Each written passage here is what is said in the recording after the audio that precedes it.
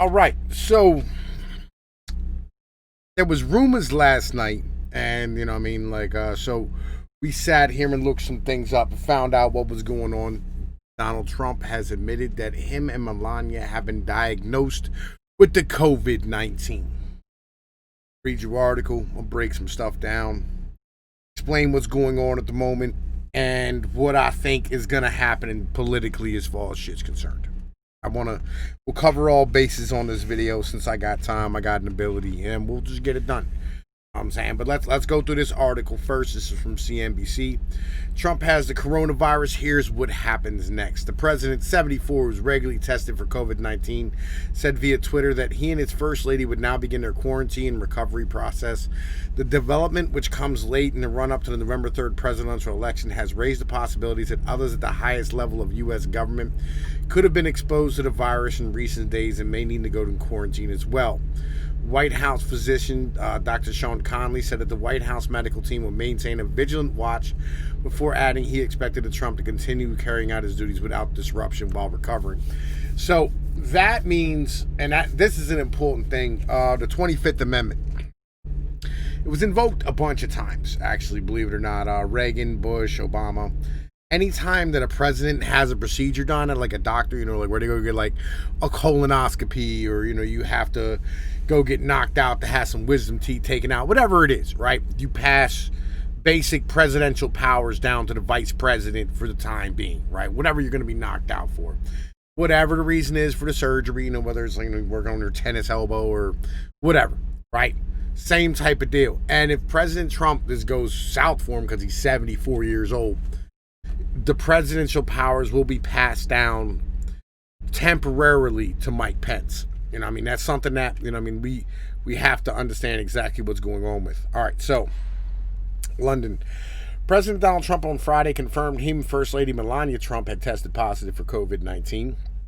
Trump admitted to see clarity on the procedures in place to deal with a variety of scenarios. The president, 74, was regularly tested for COVID-19, said via Twitter that he and the First Lady would now begin their quarantine and recovery process. The development, which comes late, blah, blah, blah, blah, blah. Right? Okay, so the White House, Connolly said that the White House medical team would maintain a vigilant watch. Blah, blah, blah. I will keep you updated on any future developments, Connolly said. What happens now? In a research note published earlier this year, John Hudak, a senior fellow and deputy director at the Brookings Institute Center for Effective Public Management, outlined some of the scenarios designed to protect the president, the integrity of the office, and the continuation of government in the event of a positive COVID-19 test. Hudak said the test itself would not be a cause for emergency action. Instead, Trump would likely be able to continue his everyday activities and manage the office either undisturbed or with mild challenges. It was expected to create some challenges for those around him. However, the need for 24-hour Secret Service protection could put agents at risk for contracting it. But given modern technology, the president could quarantine, have remote or sufficiently distanced contact from most, if not all, aides, including the individuals who would be involved in the presidential daily brief, Hudak said. Trump's positive corona test does mean other precautions need to be taken, with those in line of succession likely to be of limited contact with the president to reduce their chances of contacting the virus. President Mike Pence, Nancy Pelosi, Senator Chuck Grassley assumes the role of president pro tempore, making him third in line for the presidency, and members of the cabinet will all need to be isolated from the president, Hudak explains. Diagnosis will mean it's important for the president to continue to communicate with the American public, especially if he was mildly symptomatic or asymptomatic, Hudak said. Seeing the president on camera can restore faith in his wellness, calm nervous Americans, stabilize stock markets, project to the world that the president remains well enough to execute the office. Now, this is something that I was going to talk about anyway, right? But we might as well bring it up right here. All right, so here's the bitch. We have a month until an election, right? Legit. It's October 2nd. We're voting on November 3rd. So, with that being said, legit, we're kind of on a level of where he can't really stop his fucking campaign. So what I'm guessing is probably going to happen, number one, there's going to be a bigger online presence, bigger online attack, which, the internet kind of won him to vote last time, right? And if he comes down here to the trenches and starts swinging with the heavy hitters down here, it'll probably be better for the nation as a whole. I'll be honest with you, because we got better ideas than everybody else does. Hashtag repeal the 19th. Right. But on top of that, you know what I'm saying? The internet would thoroughly enjoy, you know what I mean, a little bit of love being shown to us and told, you know what I mean, have CNN told to go fuck themselves. Secondly, as far as campaign rallies and campaign events, here's the issue, okay? Yeah. Problem is the vast majority of these motherfuckers, like, you see a lot of podcasts where people are going over Skype or whatever the case might be, and they're using their mic on their laptop, you know, or they're using like a garbage ass fucking like headphone mic or whatever, and it sounds like asshole, right? Or they're doing it on their phone and it sounds like shit, tablet, whatever the case, right? You need the proper mic and a proper way to like sit here and have a good camera and things of this nature. And him being in that position, he can afford to do these type of things. They can afford to stand here and get him the best shit. So that when he does come out and talk to the people, when he does come out and have that conversation, he doesn't sound like he's, you know what I mean, sitting inside of a bathroom in a fucking bus station somewhere, having that conversation with 15 echoes and, I mean, all types of terrible noise in the background, or, you know what I mean, whatever. And he can do it from the Oval Office, or even, you know what I mean, from like a desk or whatever the case might be, and legitimately really get it done properly. And do some long-term stuff where, like, he can sit down and go for hours, you know, and have real conversations about things. And guys like Savage can be shown some love. And, you know, I mean, Rush Limbaugh and Sean Hannity. And, you know, you can get out here, like, get on the internet, like, real shit. And I think he will. Like, if it's a bit of an issue because, like, on one hand, like, this is kind of the problem when you're leaning towards the populist, right? It really is, because he's a populist president. Like, the populism does not play well with a lot of other notions, right? Like, you know, Don Trump Jr. went out here to a couple of these rallies with, you know, Charlie Kirk, and the internet hates Charlie Kirk. We hate him with a passion. We can't stand conservative ink. We don't like boomers. We don't like boomer politics. You know what I mean? We don't understand why we're giving $80 billion a year to Russia and all, or to Israel and all this nonsense. We don't like the idea of war. We think America should come first and all this bullshit, like, you know, and we hate red flag laws and all these things. And legitimately, like, yo, these conservative ink guys, they don't play well out here on the internet. So, like, Trump does. The issue is the American public, as far as voting concerned, they kind of don't. But if he, like, yo, legit, there's a big base out there for him to fucking talk to. A big base who can really, you know what I mean, get it done. So maybe. I mean, he's got like a couple of days to think about this over the weekend, and I hope he comes out and talks to us. Legit. Anyway, we're going to keep banging. Trump's response to the coronavirus pandemic has been sharply criticized, although the president frequently hails his own management of the health crisis. At a campaign rally in Ohio late last month, Trump called the disease claimed the disease affects virtually nobody. Today, United States has recorded more than 7.2 million cases of the coronavirus with 208,000 related deaths. And see, these are the problems with these fucking numbers, these related deaths type of. Like, you took somebody who was already dying and just kind of shortened their time up. Like, man, look, if it was me, I'd be giving a whole different speech. I mean, I'd be like, why are y'all scared of dying? You know what I'm saying? Legit. This is something else I was going to bring up because I was laying here thinking about it. Like, yo, Boris Johnson also had it, and so did fucking Bolsonaro, and I think fucking the Italian president had it as well. You know what I mean? It's not one of those things where, like, legitimately, you know what I mean? Like, you know, it's not something that doesn't affect the elites. Like, so there's a bunch of elites who have had this shit. Johnson in particular became seriously unwell. Yeah, you're not fucking around. Like, that guy legit, he went on a ventilator and the whole nine.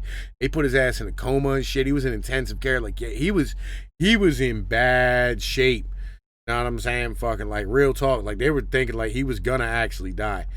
The Brookings Institution Haddock said Trump would have to access some of the best and most immediate health care in the world, but his age and obesity put him in the higher risk categories for more serious problems. Yo, I never really saw Trump as obese. I'm just gonna put that out there, like legitimately. I don't really see him as being obese. Like he's big boned for sure. You know, I think he's like 6'3", something like that. He's a big boy in general. Like he's a big dude. He's not a little guy when it comes down to it. Anyway, um, an unfortunate scenario in which the president were to contact COVID-19 and need therapy such as the ventilator and the use of other therapies would impair his cognitive abilities or abilities to communicate. There are a few procedures in place. There are a few procedures in place to deal with the situation. Trump would receive therapies that would impair his ability to perform his duties. Also invoke Section 3 of the 25th Amendment of the Constitution. That would pave the way for Vice President to become acting president until the president notifies the House and Senate they're able to perform their duties once again. Bush did so twice in 2002 and 2007. In the event Trump's condition was to decline rapidly, thus ruling out the possibility of invoking Section 3, Hudak said Section 4 would provide a solution to such crisis. In this case, the Vice President and majority of the cabinet would send notice to the House and Senate that the President is unable to discharge the powers and duties of his office. Again, the scenario would see the Vice President assume the role of acting President until the President recovers. While presidential incapacity would be a serious national situation, the government would be able to function largely uninterrupted the way the President has recovered. All right, and I think that's it. So, yeah, that's kind of where we are right now. Legit, I'm hoping that the individuals running his campaign have shit to. I mean, like, there's a contingency. Right, because legit, all right, here's the problem. You can't back down on your position, right? You can't sit here and go, oh, well, fucking the virus is nothing, and then be quarantining yourself at the same time, because that just looks retarded, right? But on the same point, you can't keep holding rallies either. Like, yo, can't do it.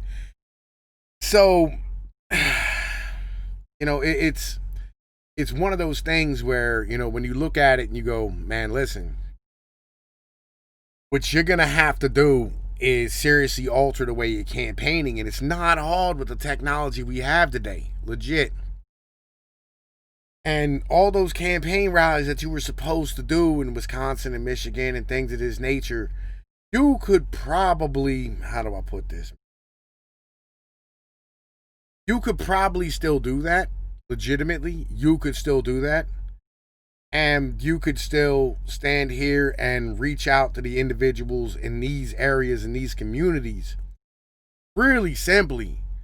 Like, first off, you hit the local TV and radio stations on a call-in basis, right? You know, you do, like, you know, interviews with the local reporters, whatever the case might be, and have these type of conversations locally, right? Because you're gonna be at the White House chilling anyway.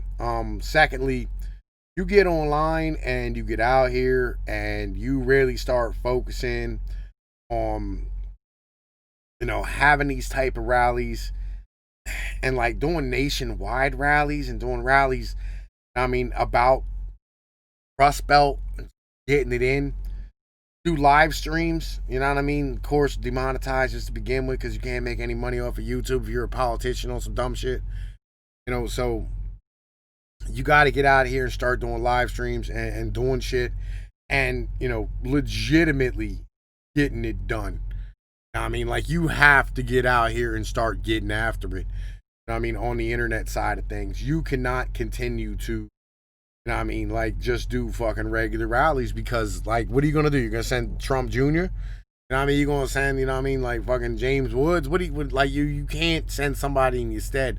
They need you. And so you're going to need to, like, do some proper stuff, legitimately. So, and you hear how good we sound out here on the internet. Like, we sound proper. We do what we're supposed to do. So, you know, again, you need to get some good equipment, get out here and get at it. You know what I mean? Like, this weekend. You know what I mean? By Saturday night, this should all be set up, ready to rock. You know what I mean? It's fucking Friday morning right now. Anyway, yo, look, I'm Tom Pease with Pnoid News. Anyway, like, share, and subscribe.